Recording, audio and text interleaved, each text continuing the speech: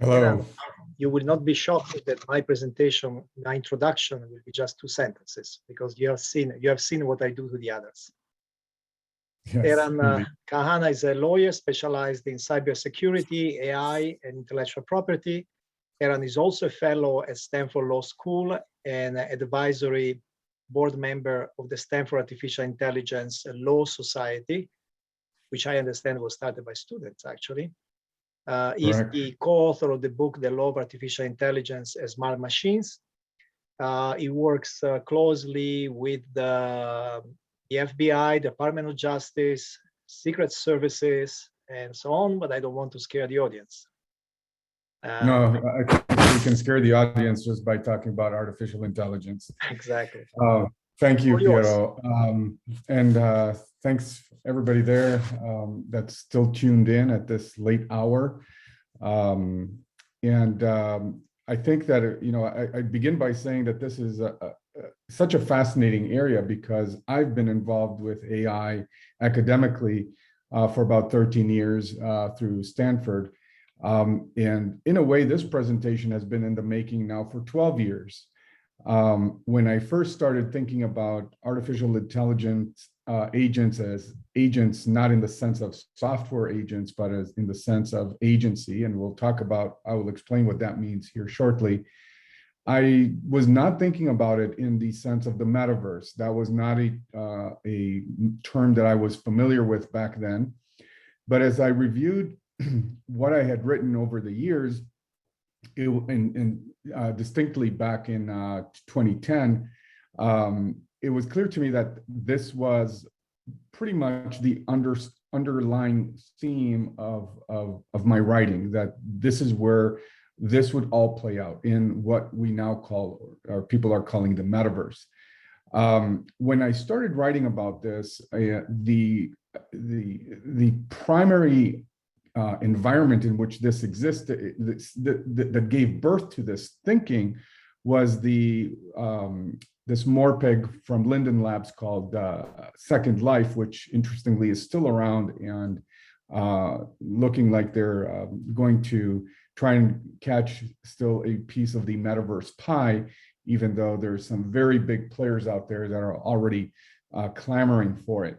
So the experiences that players had in Second Life with their avatars is what I would point to as giving birth to my thinking about what is the law of agency going to say about AI entities. So again, the metaverse is what really brought all of this into reality, in the sense virtual reality, but into something that actually will, I think, happen. We've moved from something that is purely theoretical into something that is actually on the cusp of becoming real. In the area that I deal with, and anybody else who deals with AI, it's a common problem that we have, that because of the pop culture references to AI, the conversation gets hijacked by people wanting to talk about evil robots. And even in Josh's presentation, there was somebody talking about evil, or asking a question about evil robots. And there is the question about things like Skynet and things like that. So we get hijacked into these conversations, and it becomes difficult to actually try and explain to people what AI means. I will not get into that part of the discussion, though it is worthy of exploration to anybody who is interested in AI. Look at what the definitions are. I've written about this, and you can Google me on this, or other authors as well, as to how do we define AI and what goes on with that. Again, there's a lot to cover here, and there's not a lot of time. So I'm not going to spend time on the definition. So let's just jump in. I won't take too much time on the agenda here, but those of you who have been around the science fiction community and been in tune with sci-fi overall know that the metaverse is not new. It's something that Neil Stephenson wrote about, back when, and I think it was 1992 or somewhere around there, in his book, The Snow Crash.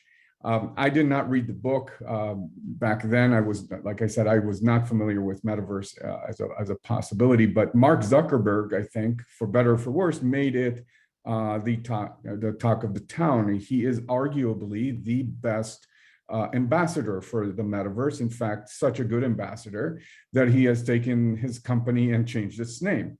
And that, if nothing else, that shows quite a commitment to the platform. The view of the metaverse, there's a number of different views of what it is and how it's going to function, but I think that overall there's a consensus that it's going to be decentralized, universal, and in an open platform. It's going to be hardware agnostic. It's going to be very similar to what we experience with the internet. And also no one single company will own it. But it all remains to be seen, what will happen with a first mover advantage, how that will play out, whether first movers or the first batch of first movers will be able to really put an imprint on the standards and dictate them to the rest of us as we try to find our ways and how do we participate in what is the metaverse. I think that the greater the end user experience is, the higher the stakes, and that means that the blurring, and this really kind of dovetails a little bit with what Jessica was talking about, the more immersive the experience becomes in what we are witnessing in the metaverse. I think that the real world will be blurred out, and as a consequence, the stakes in what we are working with in the metaverse will be higher, just because the differences between real world and the virtual world are becoming less and less obvious. And with that, there is a number of different possible things that can happen. In the law, we are always concerned about harm, about damages, measuring damages, providing remedies for harm, and so forth. And that's part of what the stakes mean here and how they tie into the probability of harm. So obviously, the more people on the platform we will have, the higher probability of harm, and the more likelihood that we need to provide meaningful remedies for those people who are in those platforms. I will go back, I'll rewind just a second on the Second Life experiences. Even back then, and we're talking about 12 years ago, when I was dealing with Second Life, there were already discussions about remedies for avatar destruction and remedies for virtual assets destruction and assault in the virtual world and things like that. Assault on avatars, not assault on humans. And so the probability of harm is obviously, once we're talking about a metaverse environment, and if we're talking people, billions of people participating in this to one extent or the other, not so much in the early stages, but in the later stages of this rollout, we can see very easily that the probability of harm is going to be compounded by not only by the immersive nature of this virtual environment, but also by a very large human participation. So again, I was not familiar with Jessica's presentation prior to this, but it was very interesting to me as I was listening to what she had to say, because a lot of it was tying together for me with respect to what I was going to be discussing. So we have this 3D experience, primarily a 3D experience, and it's really an ecosystem. It's the ecosystem we have is of spaces, places, objects, and characters. The spaces can be an office, a library, a classroom. It can be many different things. A place can be a walled environment, not too walled, because obviously if you're too walled, then arguably not in the metaverse anymore. But environments that are similar to what we see with Facebook, for example. Objects will be assets, avatars, virtual assets, NFTs, things like that we're going to be putting value on. And the more rich and immersive they are in their features and in their capabilities, obviously the greater value that they will have. And finally, the ecosystem will consist of characters, and the characters will primarily be avatars, and these avatars will be AI and non-AI in nature. And the key players, and in terms of the key players, I've mentioned Meta. I did not mention Microsoft, but they are a big player. IBM, Apple, NVIDIA, Epic. All of these companies have, in one way or another, except for maybe for Epic, they have an AI, a fairly strong AI offering. They have a keen interest in AI. And I think that is an interesting conglomeration of variables, because the key players have been such a strong presence with AI. I think it's inevitable that AI will play a very strong role in the metaverse. And with that, I think that it will essentially set the stage for what I think will become the legal agency for AI. And the danger with inviting a lawyer to any conference is that you will get some sort of thing that sounds a bit boring. I can promise you that this is the only one that's somewhat tedious, but here the definition of an agent is important because, again, going back to my comment about Hollywood, the problem that I see frequently is that people think about agents as software. Again, this is not a Hollywood thing, but in the academic circles, when you're not really defining what you mean by agents, the default is to think about agency as a software engine. But here we're actually taking a leap. This is really the foundational aspect of my brief presentation to you today, is that I think that we're on the cusp of essentially allowing and actually needing to have AI function as agents. And so the agent is a fiduciary relationship. And I think that what I will say about, without going too deep into this definition, I just wanted to highlight one word for you. And there's actually two things that are takeaways from this definition. The first one is the fiduciary. And what does that mean? So the fiduciary is what we call a creature of law. It's something that the law has created, and it basically requires a very simple thing. It requires loyalty. It requires loyalty from the agent to what we call the principal. The principal would be, in our case, in the metaverse environment that we're talking about, the principal would be us, the end user. The agent would be a piece of software that would be the AI, and that AI would have to be loyal to us. And the foundational aspect of the loyalty is trust. And so as long as we have trust, we can meet the requirement of by the law of the fiduciary. That's the previous slide. So the law requires trust, or requires loyalty. We know that we can code that. We can code behavior. We even saw this in Josh's presentation, that you are able to code behavior. So coding a loyalty, so to speak, model into an AI that will be loyal to us as the end user is not a far-fetched or even conceptually difficult thing to think about. There are, of course, some challenges with that, because as you can imagine, any software bug or any hacking could really destabilize your AI agent and cause them to do damage. But of course, this would require another hour at least of discussion as to what that would do and how we would deal with that. The consent aspect, I want to quickly jump back to this slide here. You can see the word consent at the end here. The consent aspect is another very important part of the requirement for an legal agent. The consent between the principal and the agent has to be basically easily manifested, proven, and not something that's open to question. Again, something that's very easy, because in this case, it's between us and something that we create. So the question of consent is not difficult, again, to arrive at, meaning that the case for a legal agency is, I think, from a legal framework, an easy one to make. And there are just a few other questions there that we need to be thinking about, and I'll address them here in a couple of minutes.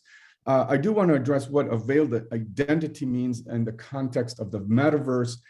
This is actually a concept that I brought about back in 2010 at the international, or I think it was the it's the International Association for the Advancement of Artificial Intelligence or something like that. I forget. It's the AAAI organization. And I talked about something called the veil identity there. And basically that was based on the corporate model, which basically creates a buffer between shareholders and the company. And this is a legal sanctioned model.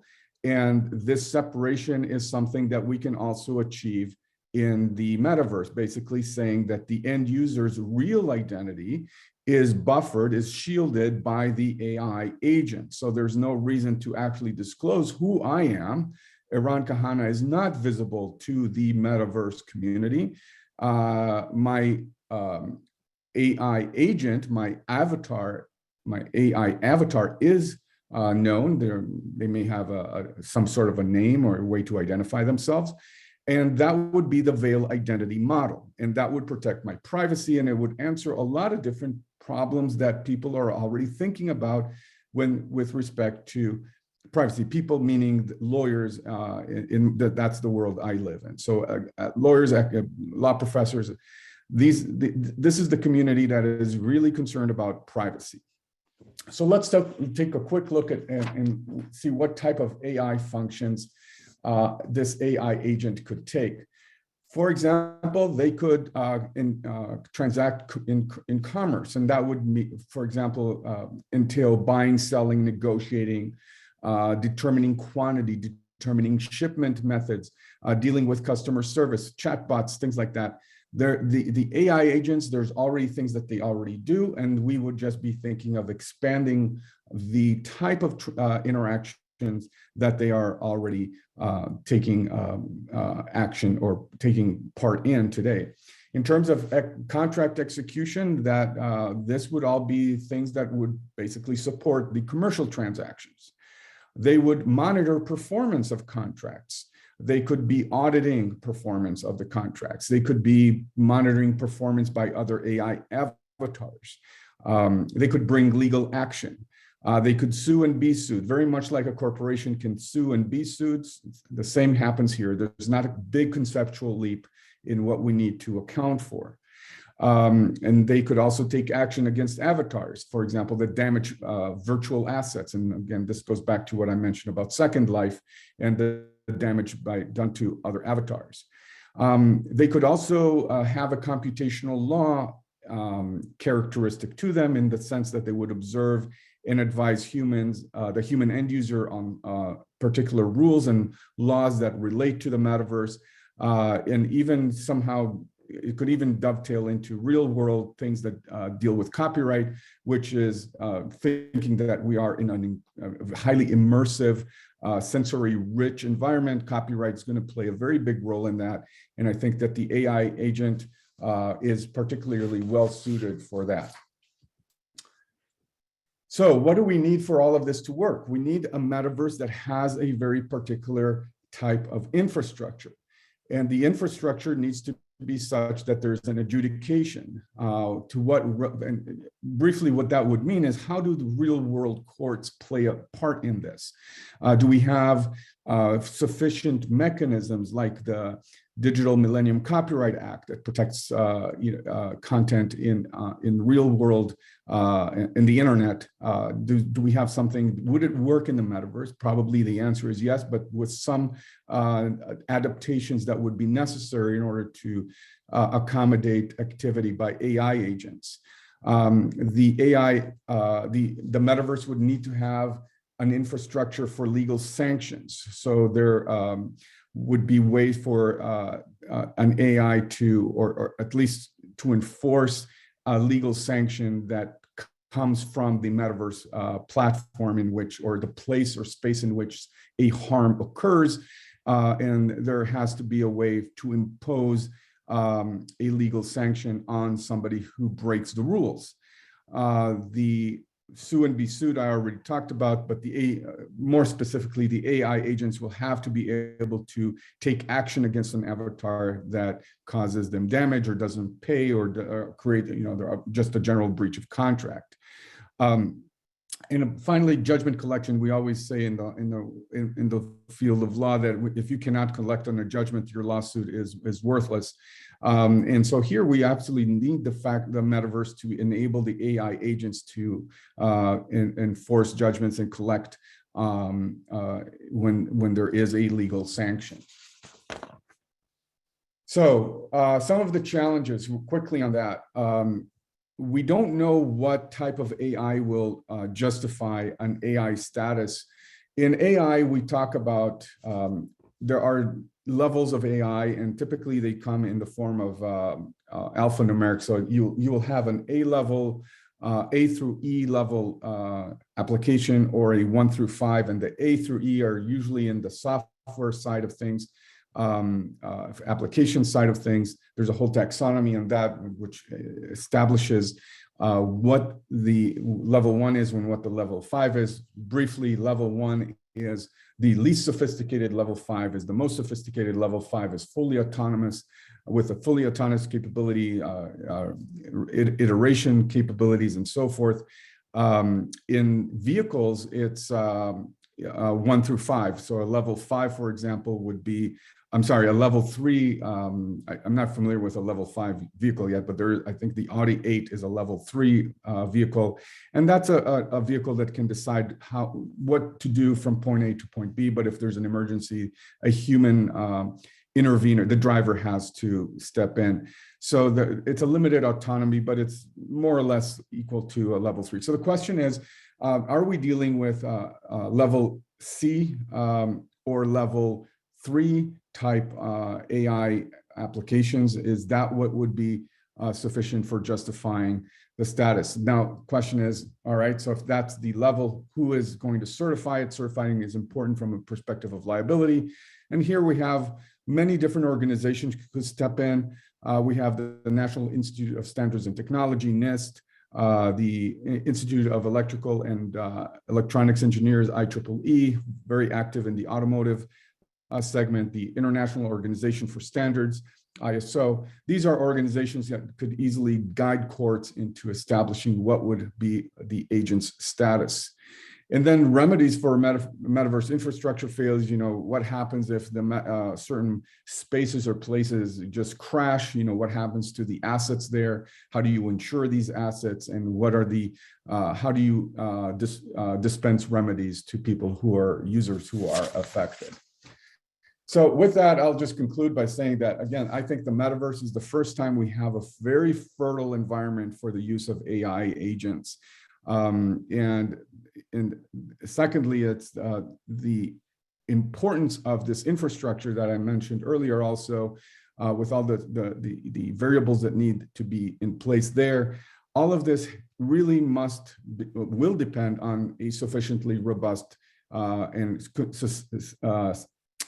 consistently robust environment. Can't be too many ups and downs there, but its features, the scalability, the stability, and the uptime, all of these will basically work to sustain, or if they don't work, they will essentially degrade the ability for the metaverse to sustain AI agents. So with that, thank you very much. I will see if there's any questions. Yes, you have 3 questions. I suggest you go to the Q&A and start from the bottom and go backwards, so you don't see all the questions. Yep. Okay. So thank you, Piero. The first one is from Suyash Joshi. What do you think of ownership issues in Metaverse? People are selling properties in Metaverse. Wonder if there are any laws protecting buyers. Very good question. Many of the laws are basically set by the people who are running the platforms. So the law is different for, the law becomes basically the law by contract. So you are essentially entering into a contract with a provider, and they will tell you what your ownership is, what it's affected, is it, and you will have to be very careful in understanding what rights you have to things that you are spending money on. Santiago asks, in a sense, technological innovations are similar to legislative acts that establish frameworks for public order that will endure over many generations. From a governance perspective, how do you think we can guarantee that the preferences of the first movers will be able to be changed as societal needs evolve? I think that a great question. I think that the preferences of the first movers will need to be changed inevitably almost by legislation. And we have perhaps we can bring into play antitrust rules and things like that that will help minimize the impact, the negative impact that the first movers have, if they have to, and to what extent that will happen. Suyash Joshi asks another one. Do you think the police be able to put one in jail in real world for crime committed in Metaverse? Maybe. I don't know the answer to that definitively. It's possible if the crime is sufficiently problematic. I think that if the crime involves something that is harassment or things like that, it could be something that is a hate crime, for example, that could cause somebody to end up in jail. But we don't know exactly how that will work, and we don't know how the harm from an avatar translates into a real person. So, but if the harm is limited to the avatar, to the AI agent, I doubt very much that there will be a jail consequence for that, unless it's a metaverse jail. And finally, can you please tell us more about what you are doing with NFTs? Well, this was a question. I think that was for Jessica. I actually am selling NFTs, so that's what I'm doing. But do we need AI agents? Do we need AI? Do we need cops in the metaverse? Do we need the AI agents that behave like cops and they collect information about what is going on and they can assess what is okay, what is not okay? Well, I think that there's nothing stopping the space and place operator from having their AI agent doing this, but I think that's not an AI agent as the law of agency defines them, because there is no fiduciary relationship. This is really more of a glamorized version of robots.txt, something that is a gatekeeper of rules on the platform. But I don't think you need anything that is certified to a agency level for that. So your last sentence, the metaverse infrastructure must be sufficiently robust. But then you mention only things that are basically technological, right? Scalability, stability, uptime. Is there something in the structure, in the infrastructure has to be robust, but in terms of, let's call them institutions? We don't know how institutions will play a part yet. Real world institutions, like brick and mortar institutions. I think that I did mention that we will need to define the role of the courts on how they work in the world of the metaverse. I don't see any reason that the way the courts work today in the internet can't work in the metaverse. So in that sense, yes, we will need some level of interaction. But if the metaverse truly is a paradigm shift of the internet, as some people say it is, then I think that there is we have to be at least cognizant of the possibility that the courts will not be playing the same role that we have seen. And so we will need to have a different approach to how to deal with harm and how to dispense remedies, things that we have not yet seen. And I'm not talking about things like the DMCA and things like that. I'm talking about the dispensing of remedies, the imposement of sanctions, all done through AI agents or AI players, entities that are not necessarily agents.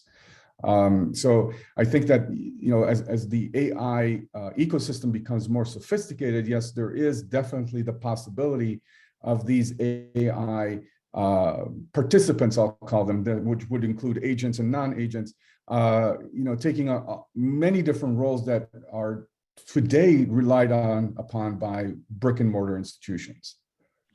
While I was asking the question, somebody asked a similar question. You want to take it? The very last one. Is that the last one there? Okay. should Metaverse, I'm sorry, I can't pronounce your name, so I'm sorry about that. Should Metaverse develop its own unique legal system, or should it use one of the existing national legal systems or international law? I think that the answer is that I think in the foreseeable future, there will be a blend of existing national legal systems and new systems that will develop for the metaverse. But as I mentioned to you, Piero, just a moment ago, I think that eventually, I think there will be this drive to push into, and I can't even think about what it would look like necessarily, but it would be like an AI, completely AI-driven, AI-controlled type of framework that would be, there would be these meta rules that basically govern the different dispensation of remedies and sanctions, and I think ultimately that's where we will be going if this really becomes what people expect it to be, the next iteration of the internet, but maybe something even beyond that. Right. Okay, excellent. This is definitely food for thought. Obviously, we're just in the prehistory of the metaverse, so we'll see how things evolve. But definitely a lot of food for thought. Thank you very much.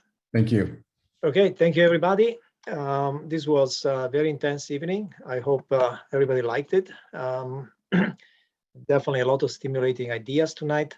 If you want to know what comes next, go to lasertalks.com and you'll find the program for next time. Thank you, everybody. Thank you, Eran. Thank you, Jessica, if you're still there. And I know Josh had to go for academic duties. Thank you. Thank you. Bye-bye.